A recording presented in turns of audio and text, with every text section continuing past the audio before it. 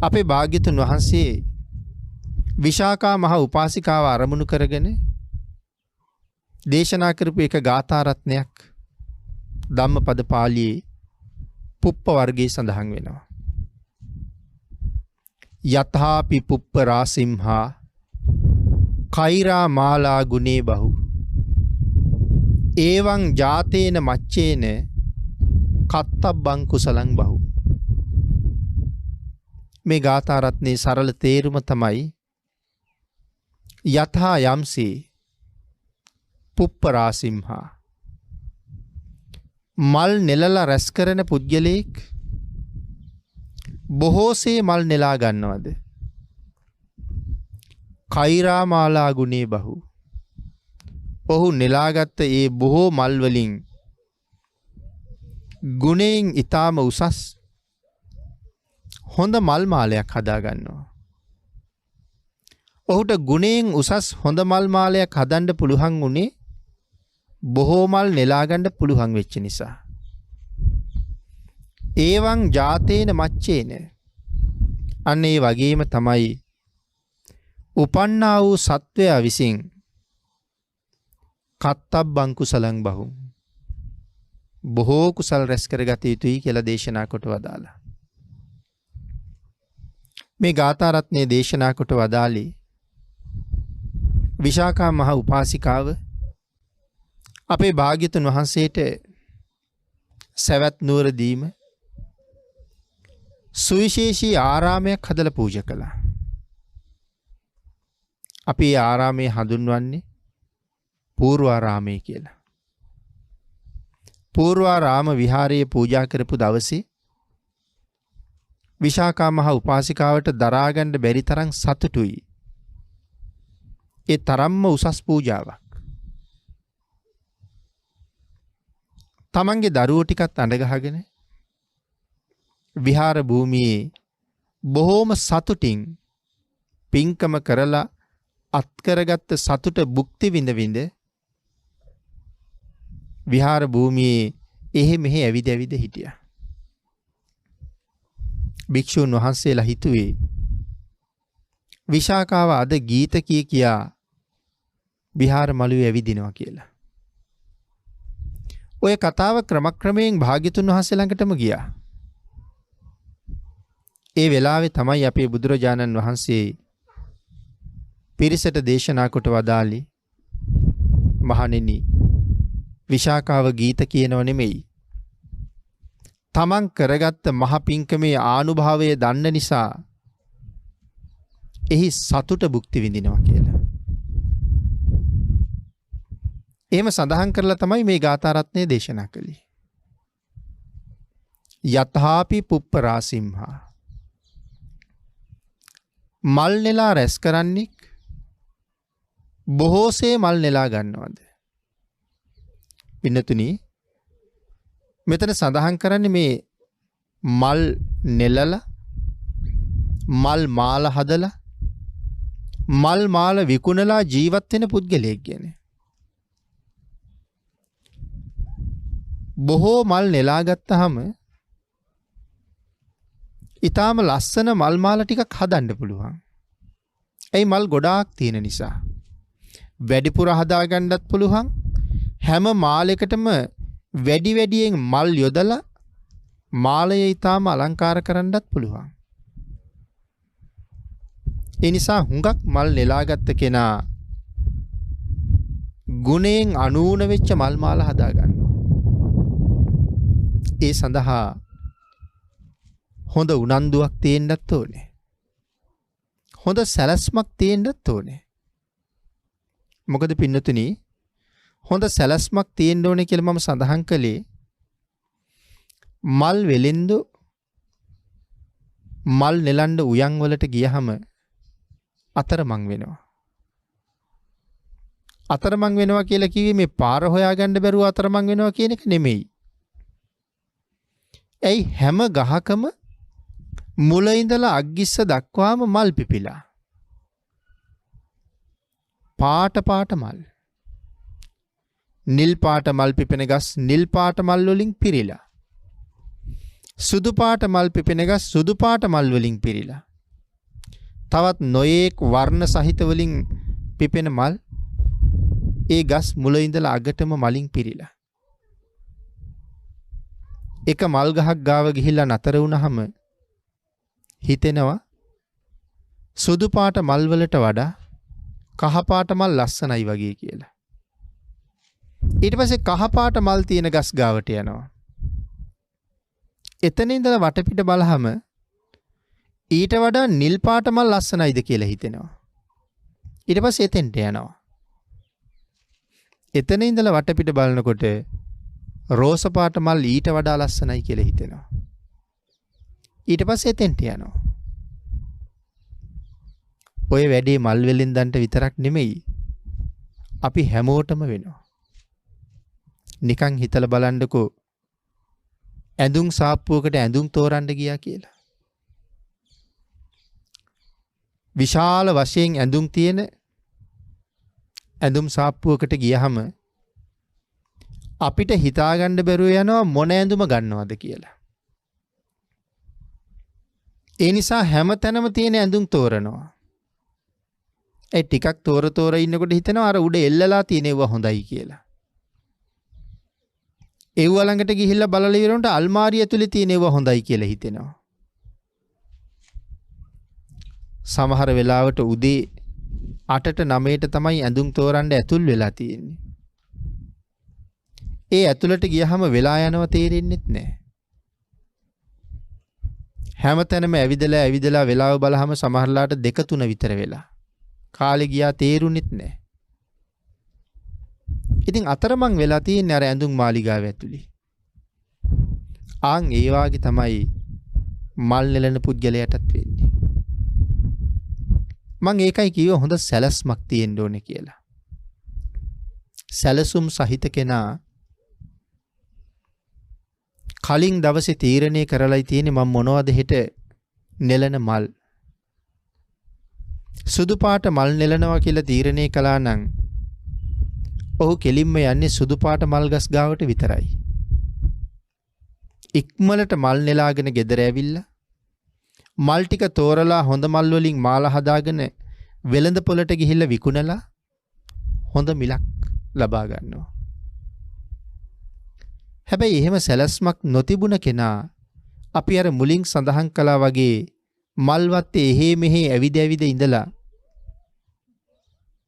වෙලාව බලනකොට හුඟක් දවල් වෙලා. මේ මල් ඉර හැරෙනකොට පර වෙනවා.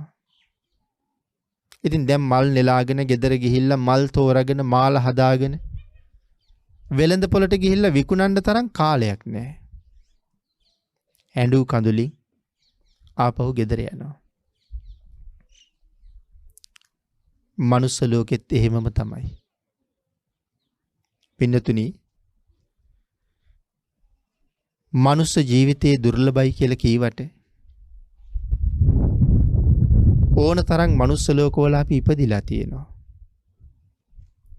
හැබැයි මේ වාගේ කාලයක් තවත් පරම දුර්ලභයි. බුද්ධෝත්පාදයක ඉපදෙන්න ලැබෙන එක. ශ්‍රී සත් ධර්මයේ තියෙන කාලික මනුස්ස ජීවිතයක් අරන් ඉපදෙන්න ලැබෙන එක තවත් බොහොම දුර්ලභයි. නමුත් සංසාරේ කොච්චර පින් කරන්න ඇද්ද මේ කාරණා තුනම එකට මුණ ගැහෙන්න. මනුස්ස ජීවිතයයි බුද්ධෝත්පාදයයි භාග්‍යතුන් වහන්සේගේ ධර්මයේ පවතින යුගයකයි කියන මේ කාරණා තුනම එකට සම්බන්ධ කරගත්ත ජීවිතයක් අරගන්න කොච්චර පින් කරන්න ඇද්ද? එහෙම පින් කරලා ජීවිතේ ලබාගෙන තිබුණත් මේ පංචකාම ලෝකේ අපි අතරමං වෙලා මේක මායාවේ ලෝකේ බුදුරජාණන් වහන්සේ අපට දහම් දේශනා කළේ මායාවේ ලෝකෙන් එතර වෙන්න. ඒක තේරුම් නොගන්නා තාක් අපිට මේකෙන් එතර වෙන්න බැරුව යනවා පින්නතුනි. මේ සියල්ලම අරගෙන මෙහි ඉපදිලා සංසාරයට විරුද්ධව කරන වැඩපිළිවෙලක්ද අපි ළඟ තියෙන්නේ? එහෙම නැත්තම් සසර පෝෂණය කරන වැඩපිළිවෙලක්ද අපි ගාව තියෙන්නේ කියලා කල්පනා කරලා බලහම සසර දික් කරන වැඩක් මිසක් සසර කෙටි කරන ප්‍රතිපත්ති මිනිස්සු ළඟ බොහෝම අඩුයි. ඒක බොහොම අවාසනාවන්ත තත්වයක්. මනුස්ස ජීවිතය කියලා කියන්නේ අපායට යන අතරමඟ නතර වෙච්ච පොඩි නවාතැනක්. ඒක ජීවිතේ හැමදාම ආදර්ශ පාඨයක් කරගන්න ඕනේ. මොකද පින්නතුනි අපි හැමෝම කාලයක් බඹලව හිටියා. බඹලව නොහිටපු කිසි කෙනෙක් මෙතන නැහැ. හැබැයි බඹලව ඉඳලා තව තවත් බඹලව ඉන්න තරම් අපි අරගෙන ආපු පිනේ ශක්තිය මදි නිසා ආයු පිරිහිලා අපි බඹලවින් චුත වෙලා උසස් දිව්‍ය තලවලට ඇවිල්ලා උපදිනවා. ඒ දිව්‍ය තලවලත් හැමදාම ඉන්න තරම් අපි ගෙන ආපු පින් මදි නිසා ඒ තැන් වලින් චුත වෙලා පහළට එනවා. පහළම දිව්‍ය තලවලට ඇවිල්ලා එහෙත් කරගත්ත පින් මදි නිසා එහෙන් චුත වෙලා මනුස්ස ලෝකෙට එනවා. මනුස්ස ලෝකෙන් පිට වෙලා යන්න අපිට තව කොහෙද තියෙන්නේ? ආපු විදිහටම යනවනම් තවත් ලෝක 4ක් අපි එනකන් බලාගෙන ඉන්නවා. ඒ තමයි නිරය, තිරිසන් ලෝකේ, പ്രേත ලෝකේ, අසුර ලෝකේ. අපි පහළටනේ ඇවිල්ලා තියෙන්නේ. බඹලොවින් දෙව්ලොවට ආවා. දෙව්ලොවින් මනුලොවට ආවා. මනුලොවින් සතර පායට තමයි යන්න තියෙන්නේ. ඒකයි මම කීවේ අපායට යන අතරමඟ අවුරුදු 60-70ට ගත්ත පොඩි විවේක කාලයක් මේ තියෙන්නේ කියලා. ලොකු කාලයක් නෙමෙයි. බොහොම සුළු කාලයක්. හැබැයි මෙතන ඉඳගෙන පුළුවන් පහළ යනවද? එහෙම නැත්තම් ආපහු හිටපු දිහාට යනවද කියලා තීරණය කරන්න. මේ නවාතැන් පොලේ තියෙන විශේෂත්වය ඒකයි. හැබැයි මෙතෙන්ට ආපු හුඟක් අය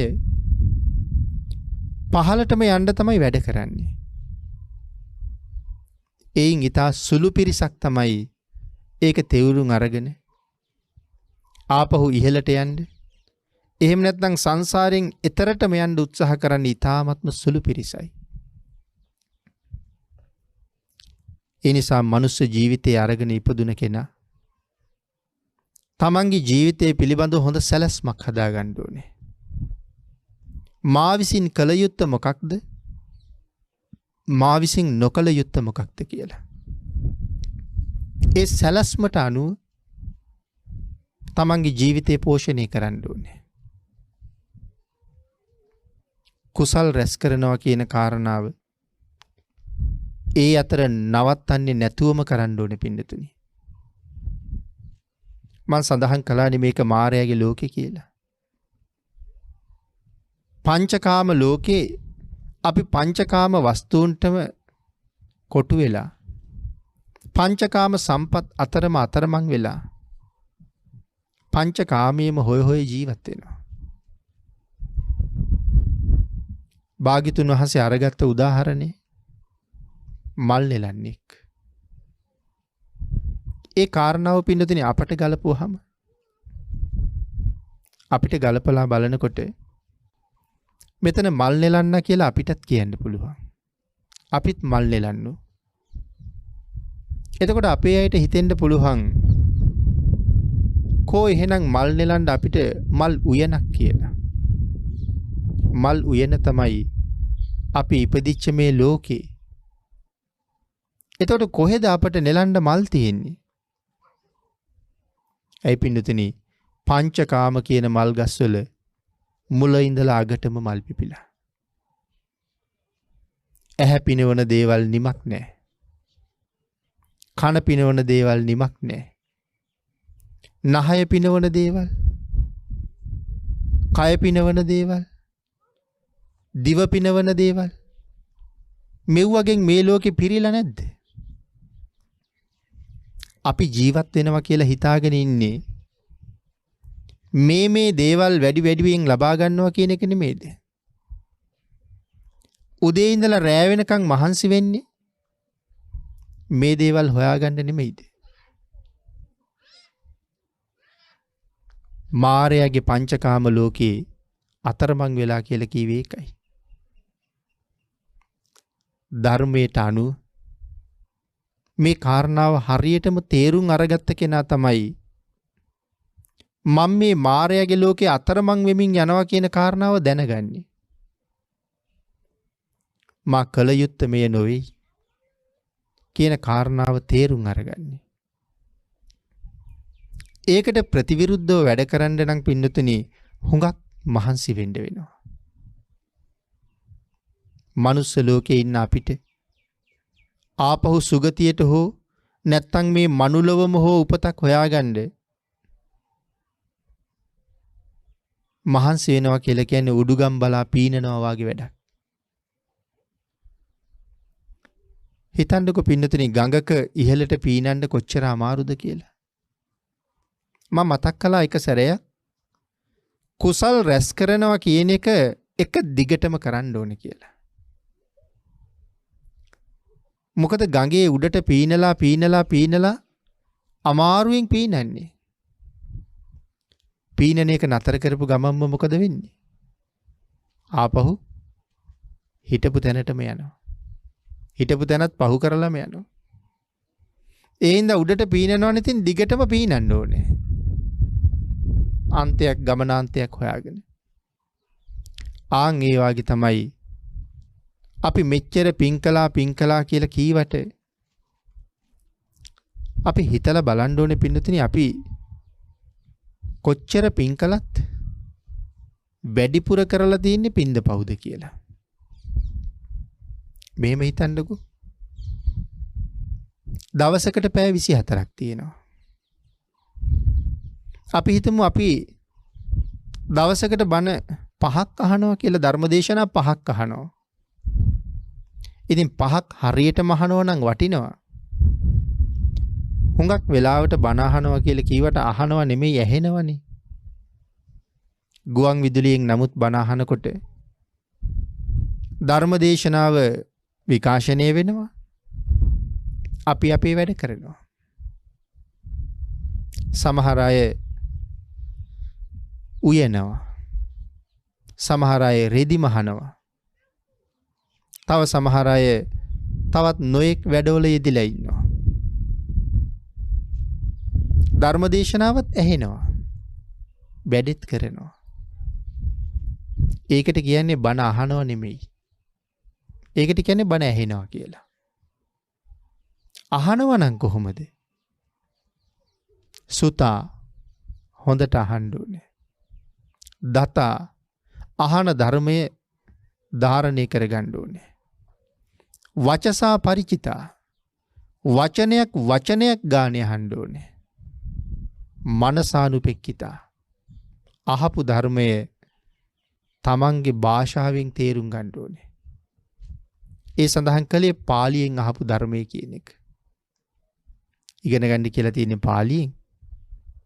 තමන්ගේ වචනයට අනුව තේරුම් ගන්න කියනවා මනසානුපෙක්කිතා.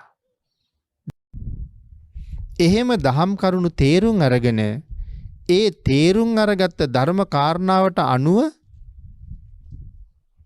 ජීවිතය දිහා බලන්න ඕනේ. විදර්ශනා කරන්න ඕනේ. ඉතින් අපි බණ 5ක් ඇහුවා කීවට ඔය විදිහටම බණ අහනවද? අපි කියමු මේ 5න් එකක් මේ විදිහටම ඇහුවා කියලා. එතකොට පැය 24න් එක පැයක් පින් කරලා තියෙනවා. අපි තවත් පැයක් අයින් කරමු එක පැයක් බුද්ධ වත කළා කියලා. පැය 2යි. පැය 24න් පැය 2ක් පින් කරලා පැය 22ක් මොනවද කරලා තියෙන්නේ? එතකොට පින්ද වැඩි පවුද? ආන් ඒ කාරණාව තේරුම් ගන්න ඕනේ. හැම වෙලාවම මනස සිහියෙන් ඉන්න ඕනේ. පිරිසිදු තිසරණය නිරන්තරයෙන් ආරක්ෂා කරගන්න ඕනේ. පංචශීලය ඊටාම සිහියෙන් ආරක්ෂා කරගන්න ඕනේ.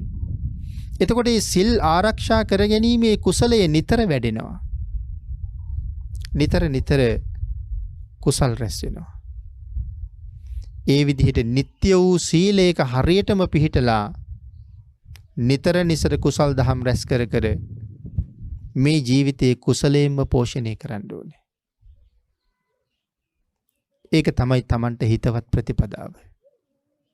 පින්නතුනි, මේ පින්නතුන් නිතර ධර්ම ශ්‍රවණය කරන නිසා, ශ්‍රද්ධාව තියෙන නිසා, පින්කම් වල ආනිසංස දන්න නිසා තමන්ගේ ශක්ති ප්‍රමාණයෙන් මෙවන් උතුම් පින්කම් සංවිධානය කරගන්නවා. ඒක තමන්ට හිතවත් ප්‍රතිපදාව. එහෙම පින්කම් සංවිධානය කරගෙන තමන්ගේ සසර ගමන සුවපත් කරවගන්න මහ වෙහෙසක් මේ දරනවා. ඒ අපි තුල යම් ප්‍රඥාවක් තියෙන නිසා. ජීවිතයේ විවිධ පින්කම් කරනවා. ඒ විවිධ පින්කම් අතර මේ කෝටි ලක්ෂයක් සක්වලේ අති සුවිශේෂී ස්ථානයේ අද පින්කම කරන්න තෝරගත්තා. පින්නතුනි, කෝටි ලක්ෂයක් සක්වලේ සුවිශේෂීම ස්ථානය කියලා කිව්වේ.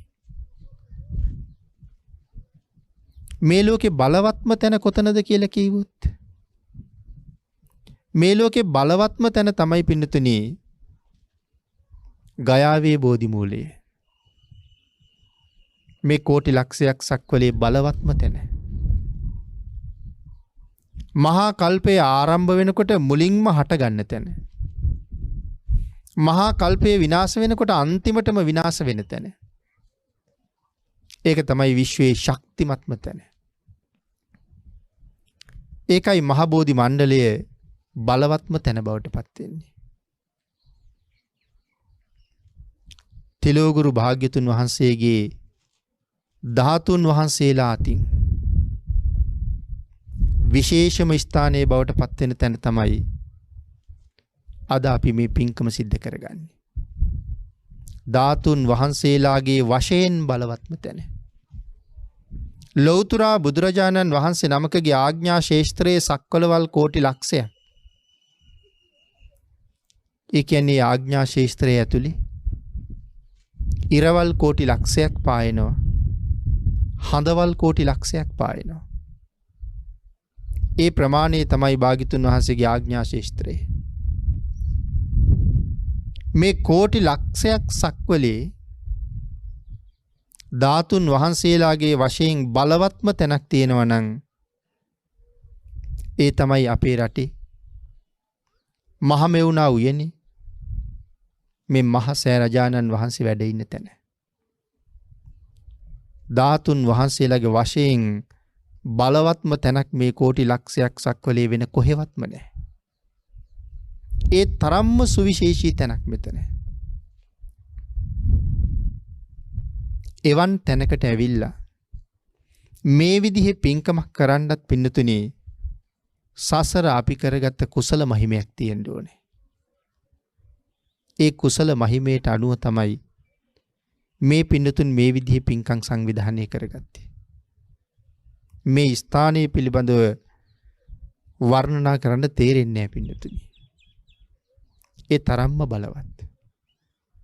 ඒ තරම්ම විශේෂයි. මහා සෑය කියලා හැඳින්වුවේ ඒකයි.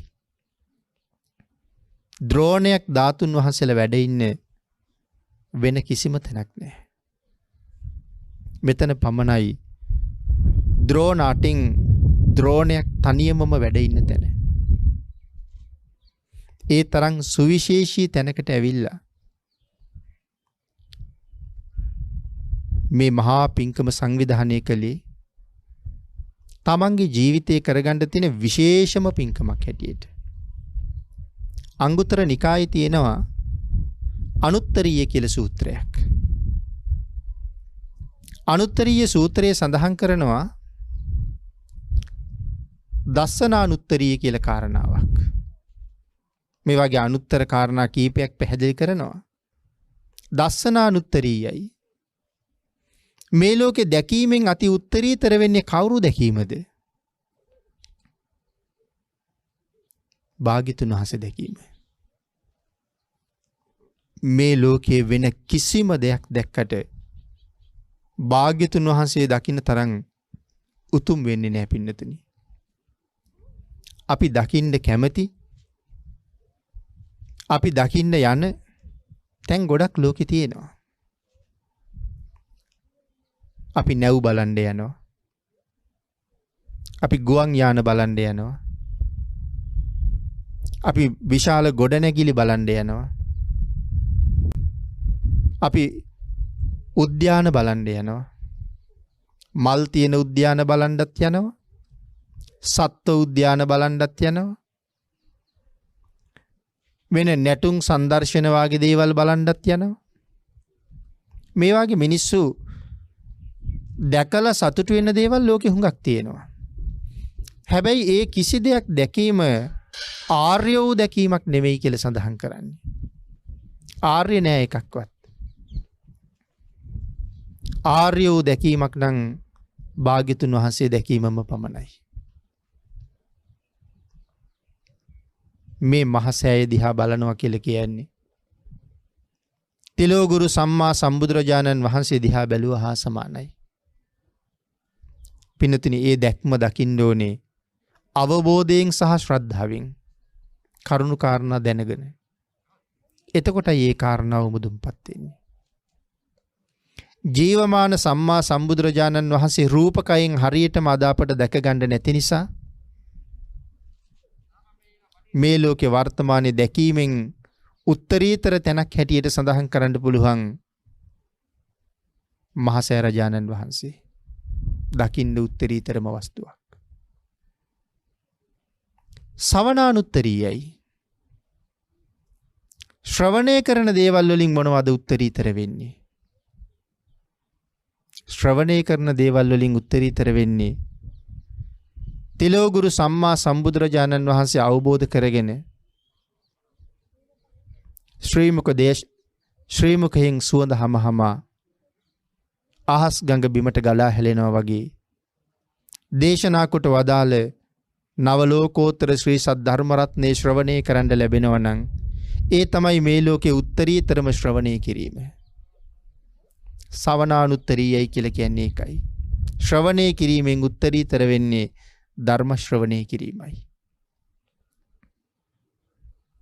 පරිචර්යානුත්තරීයයි. මොනවද පරිචර්යානුත්තරීය කියලා කියන්නේ? යම් අතවැසිකමක් කරනවා නම් කාට කරන අතවැසිකමද උත්තරීතර වෙන්නේ? රජවරුන්ට අතවැසිකම් කරන අය ඉන්නවා. ජනාධිපතිවරුන්ට අතවැසිකම් කරන අය ඉන්නවා. මැති ඇමතිවරුන්ට අතවැසිකම් කරන අය ඉන්නවා. දේවාලවල අතවැසිකම් කරන අය ඉන්නවා. සිටුවරුන්ට අතවැසිකම් කරන අය ඉන්නවා. පාතාල නායකයන්ට අතවැසිකම් කරන අය ඉන්නවා. ඒ වාගේ තවත් නොඑක් අපි අතවැසිකම් කරන අය ඉන්නවා. ඒ හැමෝටම වඩා කාට කරන අතවැසිකම උතුම්ද පින්නතුනි? මේ ලෝකේ උත්තරීතරම අතවැසිකම තමයි භාග්‍යතුන් වහන්සේට කරන අතවැසිකම. ජීවමානව වැඩ හිටිය කාලේ අපටත් අතවැසිකම් කරන්න අවස්ථාව සමහර විට ලැබෙන්නත් ඇති. වැඩි ඉඩකඩක් තියෙන්නේ නොලැබෙන්න ඇති කියලා. නමුත් ඒ අවස්ථාව අද ලැබිලා තියෙනවනේ. අපේ භාග්‍යතුන් වහන්සේ පිරිනිවන් පාන්න ආසන්න කාලේ අදිෂ්ඨාන කළා තමන් වහන්සේ පිරිනිවන් පෑවට මේ ලෝකෙට ධාතුන් වහන්සේලා කොච්චර ශේෂ කරන්න ඕනේද කියලා, ඉතුරු කරන්න ඕනේද කියලා. බුදුරජාණන් වහන්සේගේ අදිෂ්ඨානයට අනුව තමයි පින්නතුනි බුද්ධ ශරීරයෙන් ධාතුන් වහන්සේලා ඒ ප්‍රමාණයෙන් ඉතුරු වුණේ. ඇයි බුදුරජාණන් වහන්සේ ධාතුන් වහන්සේලා ඉතුරු කළේ? ඒකට කරුණු කීපයක් සාකච්ඡා කරන්න පුළුවන්. එයින් එකක් තමයි කළගුණ සලකන්න. කාට කළගුණ සලකන්නද භාග්‍යතුන් වහන්සේ ධාතුන් වහන්සේලා ඉතුරු කරන්නේ? මහා කල්ප අසංඛ්‍ය 4.1 ලෞතුරා බුද්ධත්වයේ සඳහා පාරමිතා පුරාගෙන එන කාලේ මහා බෝසතාණන් වහන්සේට ඒ පාරමිතා පූර්ණේ කර ගැනීම සඳහා නොඑක් ආකාරයෙන් උදව් කරපු අය හිටියා. ඒ කාලෙත් අතවැසිකම් කරපු අය හිටියා බෝසතාණන් වහන්සේට. අපේ භාග්‍යතුන් වහන්සේගේ බුද්ධ කාලය අවුරුදු 45යි. මේ 45 අවුරුද්දක් කාලය තුල බෝසතාණන් වහන්සේට අතවැසිකම් කරපු සියලු දෙනාම මේ ලෝකේ ඉපදුනා නෙමෙයි. භාග්‍යතුන් වහන්සේ පිරිනිවන් පෑවා. නමුත් බුද්ධත්වයට උපකාර කරපු අය, පාරමිතාවට උපකාර කරපු අය අනාගතෙත් ලෝකේ පහළ වෙන බව භාග්‍යතුන් වහන්සේ දන්නවා. අන්න ඒ අයට වැඳ පුදා ගන්න තමයි ධාතුන් වහන්සේලා ඉතුරු කළේ. ඒ අයට කළගුණ සලකන්න තමයි ධාතුන් වහන්සේලා ඉතුරු කළේ. යම් කෙනෙක් ඒ ධාතුන් වහන්සේ ළඟ යම් පූජාවක් කරනවද, වන්දනාවක් කරනවද, දැකලා පැහැදීමක් ඇති කර ගන්නවද, එයින් කොයිතරම් ආනිසංස ලැබනවද? ශ්‍රද්ධාව පෙරදරි කරගෙන සිද්ධ කළොත් නිමක් නැති තරම් ආනිසංස ලැබෙනවා. භාග්‍යතුන් වහන්සේ අදිෂ්ඨාන කරලා ඉතුරු කරපු ධාතුන් වහන්සේලා මේ ලෝකේ වගේම මේ රටේ විශාල වශයෙන් වැඩ ඉන්නවා. වැඩියෙන්ම ධාතුන් වහන්සේලා වැඩ ඉන්න රට මේ පුංචි ලංකාවයි කියලා කිව්වොත් ඒකේ කිසි වරදක් නැහැ. පින්නතුනි, අපේ රට කියලා කියන්නේ මේ ලෝකේ තියෙන ලොකුම රට නෙමෙයි. හැබැයි මේ රටේ අය දැනගන්න ඕනේ අපේ රට කියලා කියන්නේ මේ ලෝකේ තියෙන හොඳම රට කියලා. ලොකුම රට නෙමෙයි, හොඳම රට. එතකොට මනුස්ස ජීවිතයක් අරගෙන උපදිනකොට එවන් රටක උපදින්න කොයිතරම් වාසනාවක් තියෙන්න ඕනේද? මේ රටේ ඉපදිච්ච කෙනෙකුට ධර්මය ඉගෙන ගන්න මොනතරම් පහසුකම් තියෙනවද? වෙන මොන රටේ ඉපදුනත් ඒ පහසුකම නැහැ පින්නතුනි. හිතන්න ඇමරිකාවේ ඉපදුනා කියලා.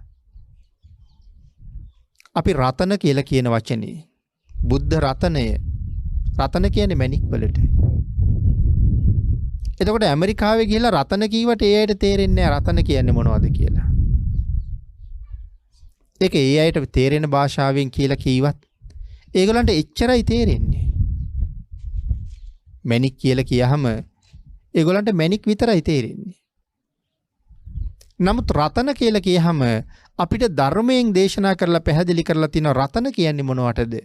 රතන කොයි වගේද කියලා. පාලි භාෂාවෙන් දේශනා කරපු ධර්මය මේ ලෝකේ වෙන කිසිම භාෂාවකට හරියටම අර්ථවත් කරන්න බෑ. ත්‍රිපිටකයේ එක පොතක් වෙනත් භාෂාවකින් පරිවර්තනය කළොත් වචන හුඟක් අත්හැරලා තමයි පරිවර්තනය කරන්න වෙන්නේ.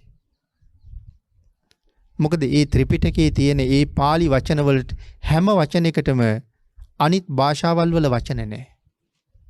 ඒ හින්දා වචන හුඟක් අත්හරින්න ඕනේ.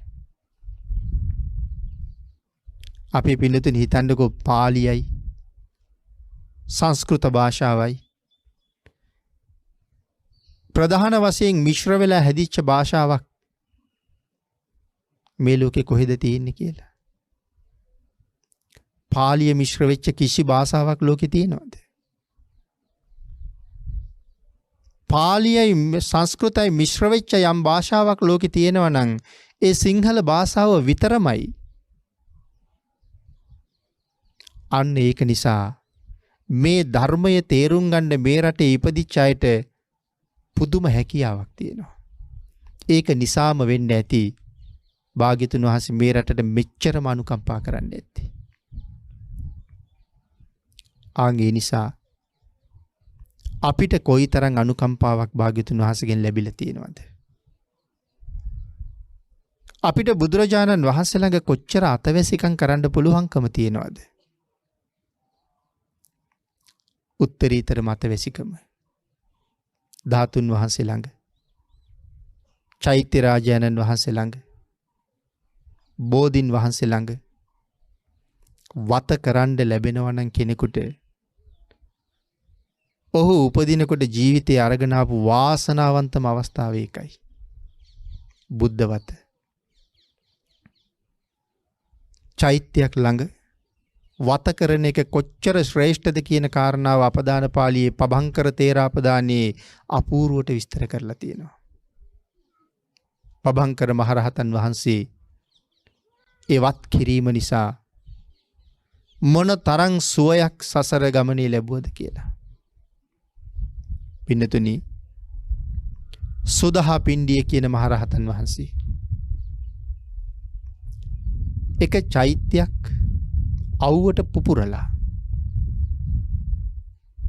අවුවට පුපුරලා තියෙනවා දැකලා බදාම පිටක් අරගෙන ඒ චෛත්‍යයේ පැලුම වහනවා.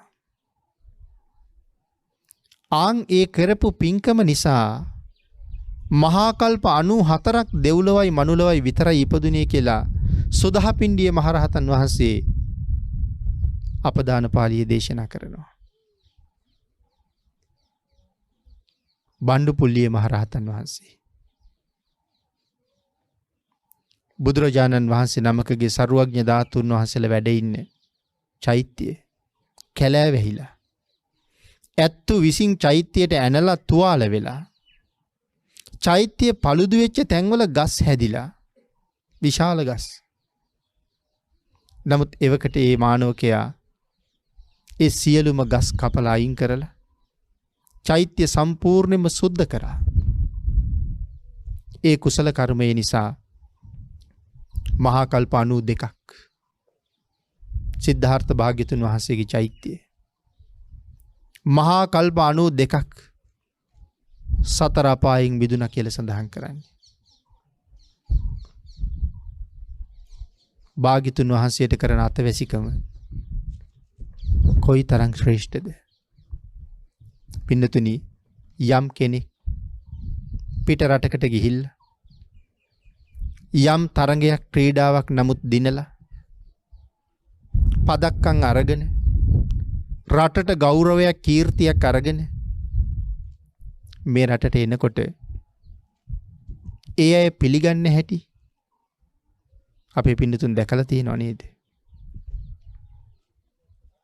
අහස් යානාවෙන් බහින තැනටම ගිහිල්ලා එතන ඉඳලා රතු පළස් එල්ලලා මංගල බෙර වාදනය කරලා සක් පිඹලා මල් මාල පලන්දලා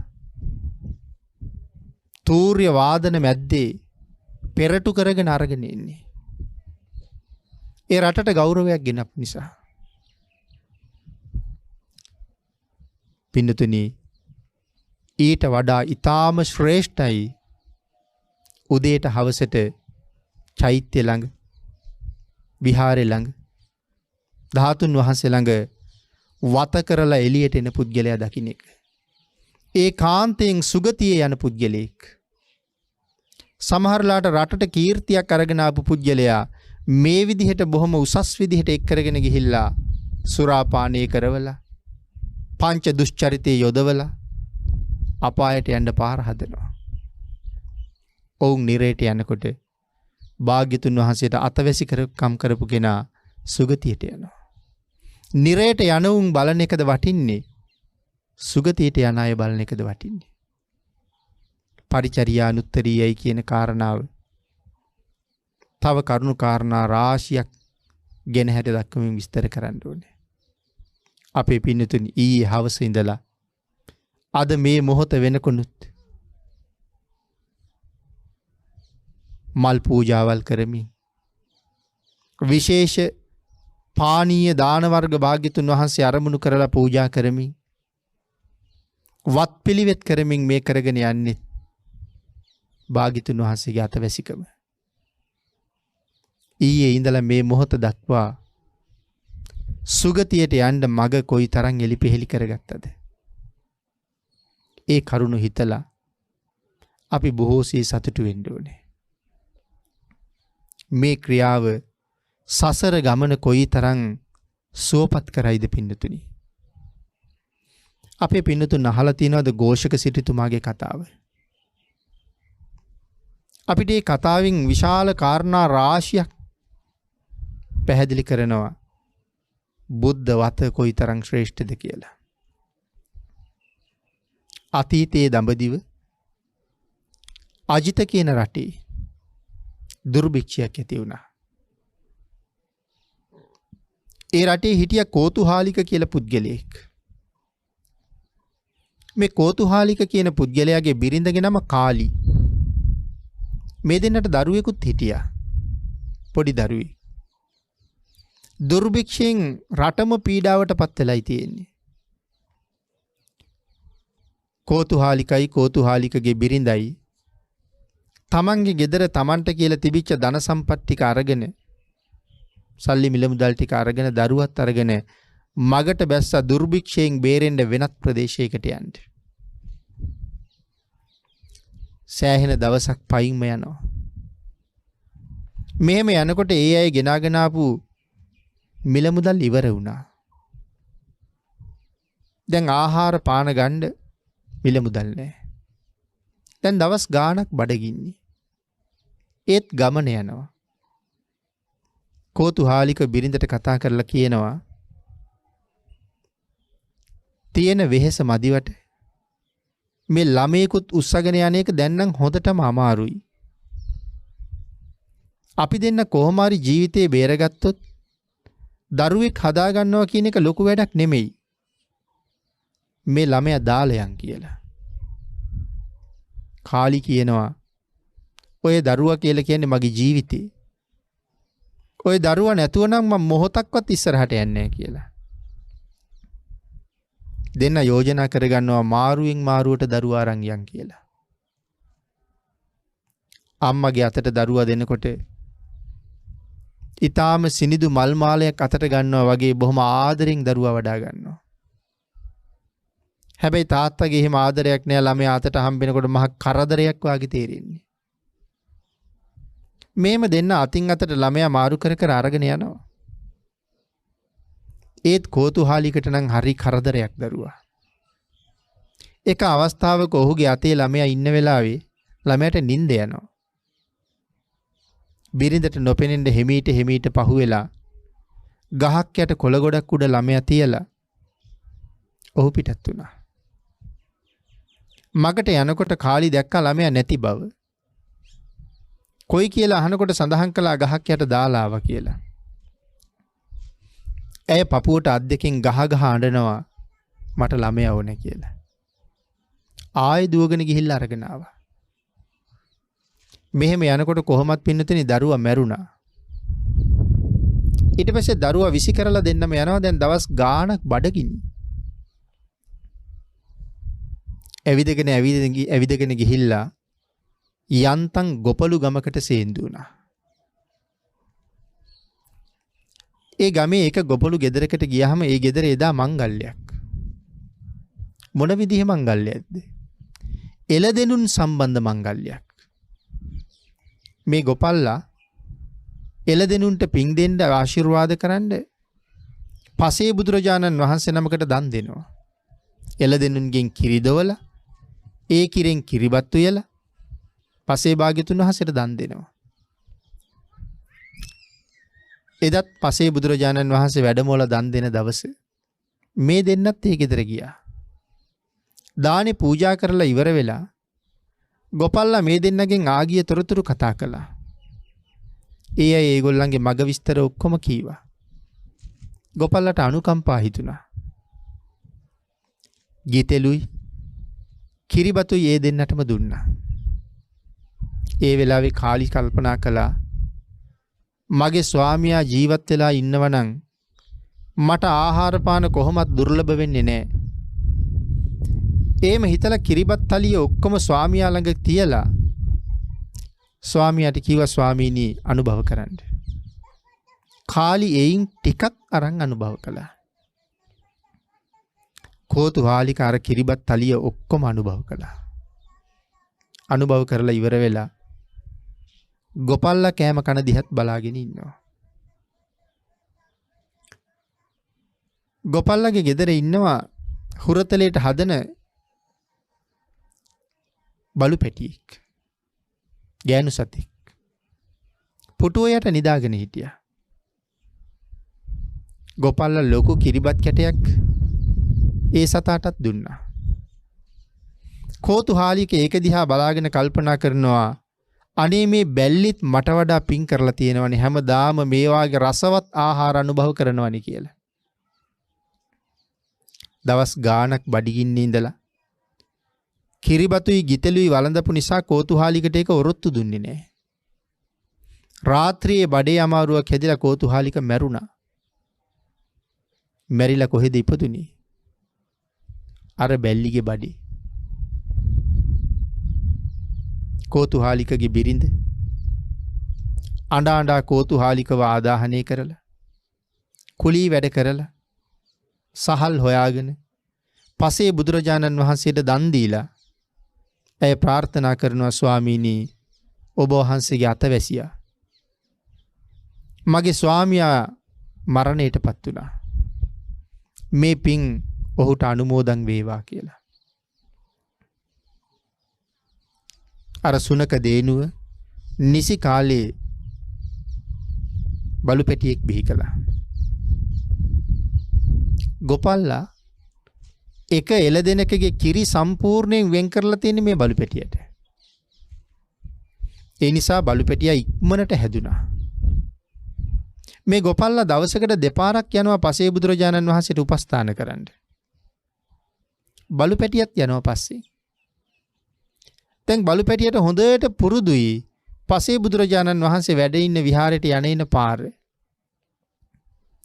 ගොපල්ලා යනකොට කැලෑව ඇතුලේ පේන්නේ නැති තැන් විශාල ගස් තියෙන තැන් තියෙනවා. ගල් පරුවත තියෙන තැන් තියෙනවා. ඒ එහා පැත්තේ මොන මොන විදිහේ සත්තු ඉන්නවද, අලි ඉන්නවද, කොටි ඉන්නවද, සිංහයෝ ඉන්නවද පේන්නේ නැහැ. ඒ නිසා ලොකු ලීයක් අරගෙන ඒ වාගේ තැන් වලට ගිහිල්ලා බිමට ගහනවා ලීයෙන්. ඒ සද්දෙට සත්තු අයින් වෙලා යන්නේ. එක දවසක් බුදුරජාණන් වහන්සේට මතක් කළා ස්වාමීනි භාග්‍යතුන් වහන්සේ සමහර දවසක භාග්‍යතුන් වහන්සේ වැඩමවගෙන යන්න මට එන්න බැරි වුණොත් මේ බලු පැටිය එනවා. මොහුගේ සංඥාවෙන් භාග්‍යතුන් වහන්සේ දානෙට වඩින්න කියලා. සමහර දවස්වලට බලු පැටිය තමයි යන්නේ. තමන්ගේ ස්වාමියා කරනවා වගේම අර ගස්ගල් ගාවට ගියහම ඔහු හයියෙන් තුන් පාරක් බුරනවා. බුරලා එතනින් පිටත් වෙනවා. දැන් එහා පැත්තේ සත්තු ඉන්නව නම් යන්න ඇති කියලා. බුදුරජාණන් වහන්සේ වැඩ ඉන්න විහාරයේ ළඟට ගිහිල්ලා දොරකඩ නතර වෙලා තුන් පාරක් බුරනවා. ඒ බුරන්නේ තමන් ආවා කියලා කියන්නේ. එහෙම බුරලා පැත්තකට අයින් වෙලා නිදා ගන්නවා. දානෙට වඩින්න නිසි කල්යල් බලලා පසේ බුදුරජාණන් වහන්සේ පාත්‍රෙත් අරගෙන නික්මෙනවා. බලු පැටියා ඉස්සර වෙනවා. බුදුරජාණන් වහන්සේ එක දවසක් කල්පනා කළා මේ සතා මේ වැඩේ අවබෝධයෙන්මද කරන්න කියලා බලන්න ඕනේ කියලා. එහෙම හිතලා යන පාර මග හැරලා වෙන පාරකට හැරුණා. පින්තුනි ඒ එකම අර බලු පැටියා පාරේ ඉස්සරහට පැනලා බුදුරජාණන් වහන්සේ යන මග හරස් කරනවා. ඕක නෙමෙයි පාර මේකයි කියනවා වගේ.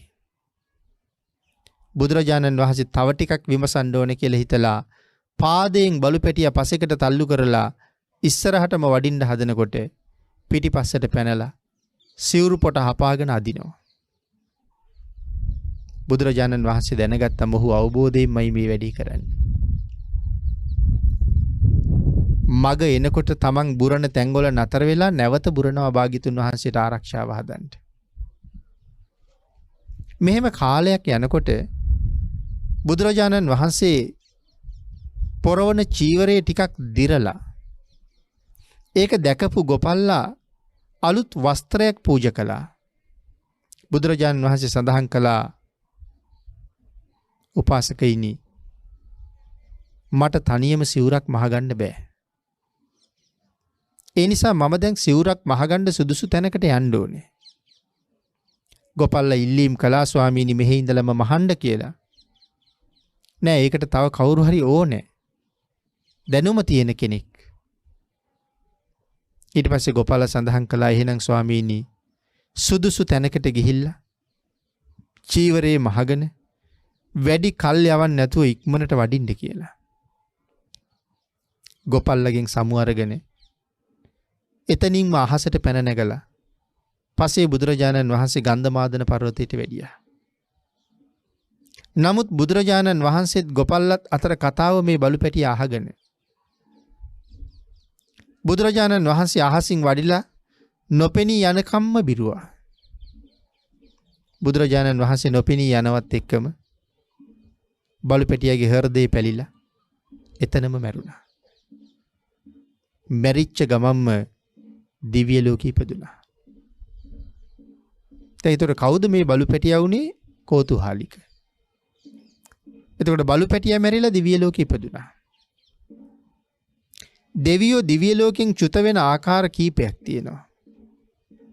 සමහර අය දිව්‍ය ලෝකෙන් චුත වෙනවා සමහර දෙවියෝ ආයුෂ ඉවර වෙච්ච නිසා. සමහර දෙවියෝ චුත වෙනවා පින ඉවර වෙච්ච නිසා. සමහර දෙවියෝ චුත වෙනවා කෑම කණ්ඩ අමතක වෙච්ච නිසා. සමහර දෙවියෝ චුත වෙනවා තරහ ගියපු නිසා. එතකොට කේන්තිය ගැන ටිකක් කතා කරන්න ඕනේ.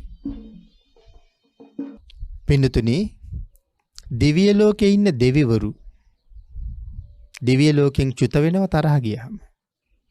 ඒ කියන්නේ දිව්‍ය ආයුෂය පිරිහෙන්න කාරණාවක් කේන්තිය. මනුස්ස ලෝකේ ඉන්න අයත් බොහෝසේ විනාශ වෙනවා කේන්තිය නිසා. ධර්මයක තැනක සඳහන් කළානේ. ද්වේෂයේ තරම් දැහැ ගැනීමක් නැහැ කියලා. කෙනෙක් උත්සාහ කරනවා කේන්ති ගන්නේ නැතුවම ඉන්න. තීරණය කරනවා මං අද නම් කේන්ති ගන්නෙම නැහැ කියලා. ඔබත් උත්සාහ කරලා බලන්නකෝ. එහෙම උත්සාහ කරලා හිටියට අපි හුඟක් දියුණු නැති හින්දා මොකක් හරි කාරණාවක් යෙදෙනවා මේකට නම් වචනයක් දෙකක් කියන්න ඕනේ කියලා හිතෙනවා. එතකොට අපි නොදැනම ද්වේෂය අපිව දැහැගත්තා. ආන් ඒකයි සඳහන් කළේ ද්වේෂයේ තරම් දැහැ ගැනීමක් නැහැ කියලා. එහෙනම් දිව්‍ය ලෝකේ දෙවියෝ ආයුෂයෙන් පිරිහෙනවා තරහ ගියහම. මොකද අනිත් දෙවියන්ගේ සම්පත් දැකලා Tamanට එච්චර සම්පත් නැති හින්දා තරහ යනවා. තවත් කාරණාවක් තමයි ආහාර නැතිකම නිසා චුත වෙනවා. එතකොට දිව්‍ය ලෝකේ ආහාර නැද්ද? බඩගින්නේ ඉඳලා චුත වෙන්නේ. පින්නතුනි ඕන තරම් ආහාර තියෙනවා. ඒ උනාට සැප වැඩිනේ. සැපය වැඩි නිසා කෑම අමතක වෙනවා. මිනිස්සුන්ටත් එහෙම වෙන්නේ නැද්ද? සතුට වැඩි වෙච්චාම කෑම ඕනේ නැහැ. වේලක් හමාරක් නොකා ඉන්න පුළුවන් සතුට නිසා. දිව්‍යමය පංචකාමයේ මනුස්ස පංචකාමයට වඩා ඊටාම උසස් නිසා පංචකාම සෝය විඳ විඳ ඉන්නවා කෑම අමතක වෙනවා. සඳහන් කරනවා දෙවියන්ට දවසකට වේලක් ආහාර නොගත්තොත් අනිවාර්යෙන් චුත වෙන්න වෙනවා කියලා. දවසකට වේලක් ආහාර ගන්න ඕනේ. දැන් අර බලුපැටියා මැරිලා ගිහිල්ලා දිව්‍ය ලෝකේ ඉපදුනා. දිව්‍යමය පංචකාමයෙන් අන්ධ වුණා. කෑම කන්න අමතක වෙලා පස්කම් සැප විඳ විඳ හිටියා. අන්න ඒක නිසා ඒ දෙවියා දෙව්ලොවින් චුත වෙනවා. දෙව්ලොවින් චුත වෙලා නැවත වතාවක් උදේනි රජුරුවන්ගේ රාජ්‍යයේ එක වෛශ්‍යාවකගේ කුසේ ඉපදෙනවා. වෙසඟනකගේ කුසේ තමයි උපදින්නේ. වෙසඟනන්ට පිරිමි දරුවෝ ලැබුණාම වටින්නේ නැහැ කියලා කියනවා. තමන්ගේ වෘත්තිය පුරුදු කරන්න ගැහැණු දරුවෙකුට වෙසඟනන් කැමති, පිරිමි දරුවන්ට කැමති නැහැ කියලා කියන්නේ. දරුවා ඉපදුනහම දාසිගෙන් ඇහුවා දුවෙක්ද පුතෙක්ද? දාසිය සඳහන් කළා පුතෙක්. එහෙමනම් ගෙනහිල්ලා විසි කරන්න කියලා කිව්වා. දාසිය දරුවා අරගෙන ගිහිල්ලා කහල් ගොඩකට දැම්මා. කහල් ගොඩට දැම්මහම කපුටු, සුනකයෝ ආදී නොයෙක් සත්තු මේ කහල් ගොඩ වට කරගත්තා. ළමයව කණ්ඩ. පින්නතුනි සඳහන් කරනවා කවුරු වට කරගත්තත් ලං වෙන්න බෑ කියලා. ගෙන ඉන්නේ කාවද කියලා. ළඟට ගිහිල්ලා බලහම පුංචි දරුවෙක්. ඒ අහිංසක මිනිහට හුඟක් සතුටුයි අනේ මට පුතෙක් ලැබුණා කියලා. දරුවා අරගෙන ගියා. මේ කාලේ උදේනි රජුරුවන්ගේ රාජ්‍යයේ හිටපු එක සිටුවරයෙක් රජමාලිගාවට යනවා. රජමාලිගාවට යන ගමන් පුරෝහිත බ්‍රාහ්මණය හම්බ වෙලා පුරෝහිත බ්‍රාහ්මණයාගෙන් අහනවා අද නැකත් බැලුවද කියලා. බ්‍රාහ්මණයා කිව්වා බැලුවා අපට වැඩක් නැහැ කියලා. සිටුවරයා අහනවා එතකොට අපි ජීවත් වෙන මේ ප්‍රදේශයට මොකක්වත් යහපතක් දැක්කේ නැද්ද කියලා. එහෙම විශේෂ දෙයක්වත් නැහැ. හැබැයි අද දවසේ මේ නගරේ පිරිමි ළමයෙක් ඉපදුනා නම් ඒ ළමයා තමයි අනිවාර්යෙන් අනාගතයේ මේ නගරේ සිටුවරයා වෙන්නේ කියලා කිව්වා. මේ සිටුවරයාගේ බිරිඳටත් දරුවෙක් ලැබෙන්න හිටියේ. ඉක්මනට 16 ගෙදර යවලා බැලුවා බිරිඳට දරුවා ලැබුණද කියලා. 16 ඇවිල්ලා කියනවා නෑ කියලා. රජුරුව ගාවට ගිහිල්ලා කතා කරලා ඉක්මනට ගෙදර ඇවිල්ලා 16කට කතා කරලා 16ට කිව්වා මේ නගරේ අද ඉපදිච්ච පිරිමි දරුවා කවුද කියලා හොයන්න කියලා. පින්නතුනි මේ කාරණාව හොයලා බලලා 16 ඇවිල්ලා කියනවා වෙසඟනකට දරුවෙක් ඉපදිලා තියෙනවා. ඒ දරුවා දුප්පත් මිනිහෙක් අරන් ගිහිල්ලා තියෙනවා කියලා. සිටුවරයා අර 16ට කහවණු 1000ක් දීලා 16ට සඳහන් කළා මේ කහවණු 1000 දීලා ඒ දරුවා ගේන්න කියලා. අර ගෙදර ගිහිල්ලා දරුවා ඉල්ලහම දෙන්න බැහැ කිව්වා. නමුත් කහවණු 1000ක්ම දුන්නාම දරුවා ලැබුණා. ඒ දරුවා ගෙනල්ලා රජුරවන්ට දුන්නා මේ සිටුවරයාට දුන්නාම සිටුවරයා 16ට කියනවා මේ දරුවා ගෙනහිල්ලා හරක් ගාලේ ප්‍රධාන දොරටුව ළඟ හරහට තියන්න කියලා. මොකද උදේට ගාලා ඇරියාම හරකුන්ට පෑගිලා මැරෙන්න. දැන් මෙයානේ සිටුවරයා වෙන්න ඉන්නේ. එතකොට දැන් මෙයා කල්පනා කරන්නේ තමන්ගේ බිරිඳට දුවක් ඉපදුනොත් මේ දරුවට විවාහ කරලා දෙනවා. තමන්ගේ බිරිඳට පුතෙක් ඉපදුනොත් මේ ළමයා මරනවා. දැන් ටික දවසක් යනකොට සිටු ගෙදර ඉපදුනේත් පුතෙක්ම තමයි. ඒ හින්දා තමයි මේ ළමයා දැන් මේ මරන්න හදන්නේ. දැන් ගෙනහිල්ලා හරක් ගාලේ දොරටුව ගාව තියලා 16 බලාගෙන ඉන්නවා. පින්නතුනි වෙනදා මේ ගාලෙන් අන්තිමට එළියට යන්නේ ප්‍රධාන ගවයා. එදා උදේ ගාලා අරිනකොට ප්‍රධාන ගවයා ඉස්සරලාම එළියට ඇවිල්ලා අර ළමයා තමන්ගේ පාද හතර අතරට මැදි කරගෙන හිටගෙන ඉන්නවා. අනික් ගවයෝ ටික දෙපැත්තෙන් එළියට ගියහම ගොපල්ලා ගිහිල්ලා බැලුවා වෙනදා අන්තිමට එන කෙනා අද මොකද කලින්ම ඇවිල්ලා කියලා. බලහම පාද අතරේ දරුවෙක් ඉන්නවා. හරි සතුටින් දරුවා අරන් ගියා. 16 ගිහිල්ලා සිටුතුමාට කිව්වා දරුවා මැරුණේ නෑ ගොපල්ලා ගත්තා කියලා. ගොපල්ලට කහවණු 1000ක් දීලා දරුවා ආයෙත් ගෙන්න ගත්තා. ගෙන්නගෙන 16ට කිව්වා මේ දරුවා ගෙනහිල්ලා පාන්දර කරත්ත පාරේ තියන්න. මේ නගරයෙන් කරත්ත පිටත් වෙනවා බඩු පටවගෙන පාන්දරම. එක්කෝ කරත්තවල ගොනුන්ට නැත්තම් රෝදෙට පෑගිලා මැරෙන්න පාරේ තියන්න කිව්වා. ඇය ගෙනහිල්ලා දරුවා එහෙම තිබ්බා. සාත්තු නායකයාගේ කරත්තේ ඉස්සරලම ආවා. ඒ ගවයෝ 4 දෙනා එතෙන්ට ඇවිල්ලා හරියටම දරුවා මැදි කරලා හිටගෙන විය කරබිම තිබ්බා. පාන්දර එළි වෙනකන් විය කර නැවත තියලා දක්කණ්ඩ හැදුවත් බැරි වුණා. එළි වුණාට පස්සේ තමයි වෙලෙන්ද දැක්කේ මේ දරුවෙක් රැකගෙනයි මේ ඉන්නේ කියලා. වෙලෙන්ද දරුවා අරන් ගියා. දාසි ගිහිල්ලා කීවා මැරුණේ නෑ වෙලෙන්ද දරුවා අරන් ගියා කියලා. වෙලෙන්දටත් කහවණු 1000ක් දීලා දරුවා ගත්තා. දරුවා අරගෙන දාසියට සඳහන් කළා මොහු ගෙනහිල්ලා අමු සොහනේ දාන්න. හිවල්ලුන්ට කන්න. නැත්තම් අමනුෂ්‍යයන්ගෙන් මැරෙන්න කියලා. ඇය ගෙනහිල්ලා දරුවා සොහනේ දැම්මා. එළුවෝ 1000ක් විතර ඉන්න එළු පාලකෙක් එළුවෝ අරගෙන මේ සුසානය හරහා යනකොට එක එලිච්චියක් මේ දරුවා දැක්කා.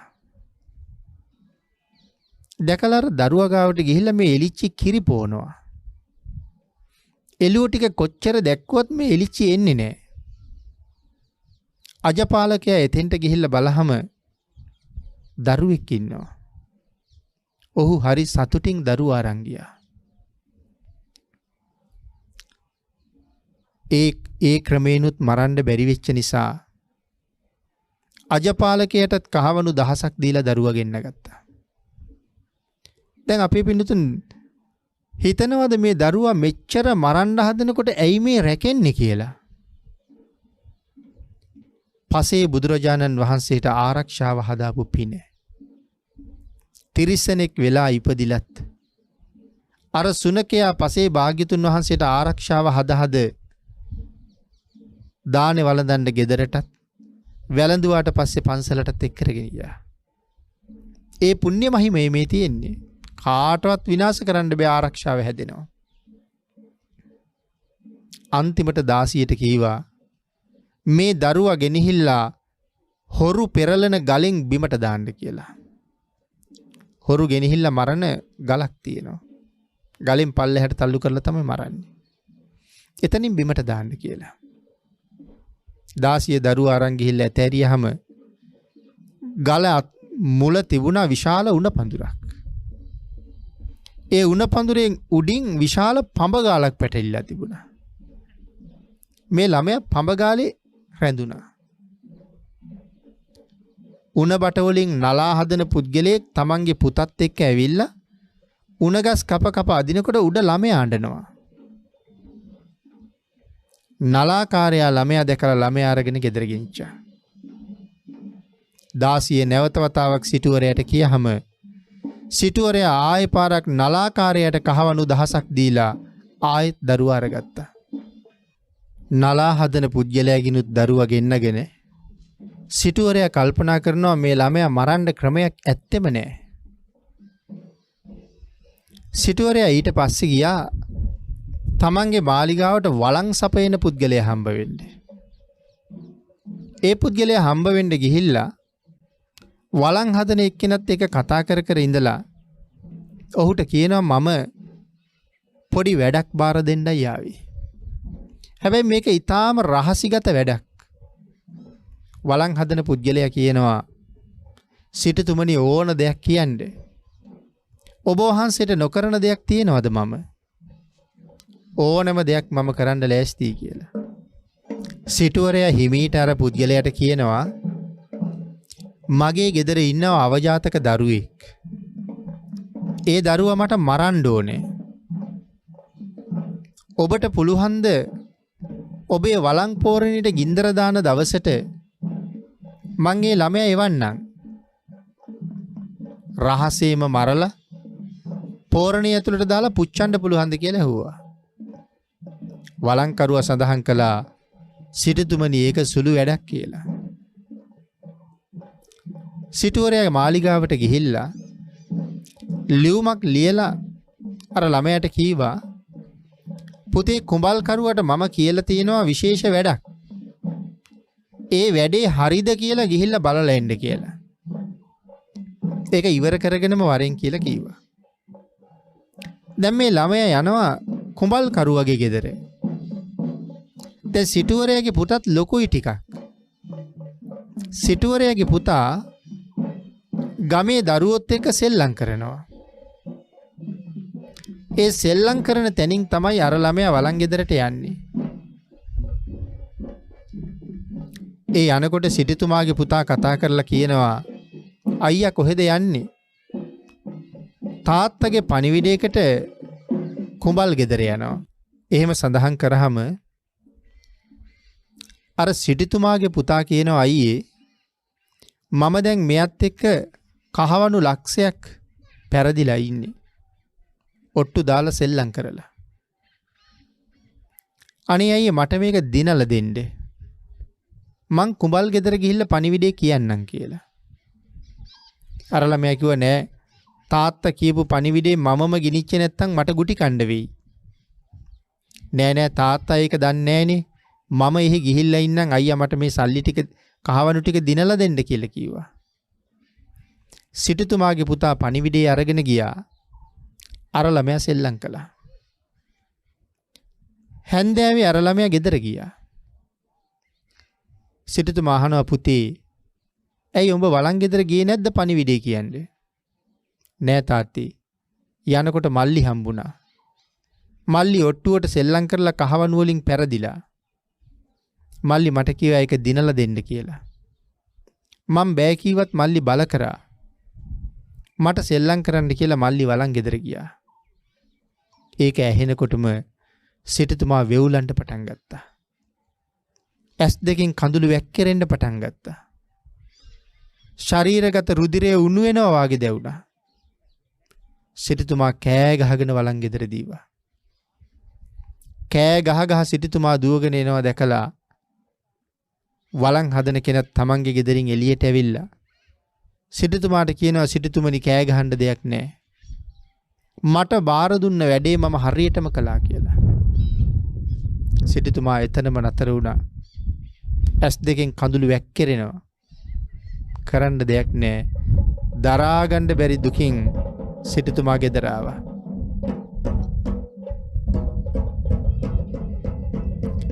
එදා ඉඳලා සිටුතුමාට මේ ළමයා පේන්නම බෑ. මේ ළමයා මරන්න ක්‍රමයකුත් නැහැ.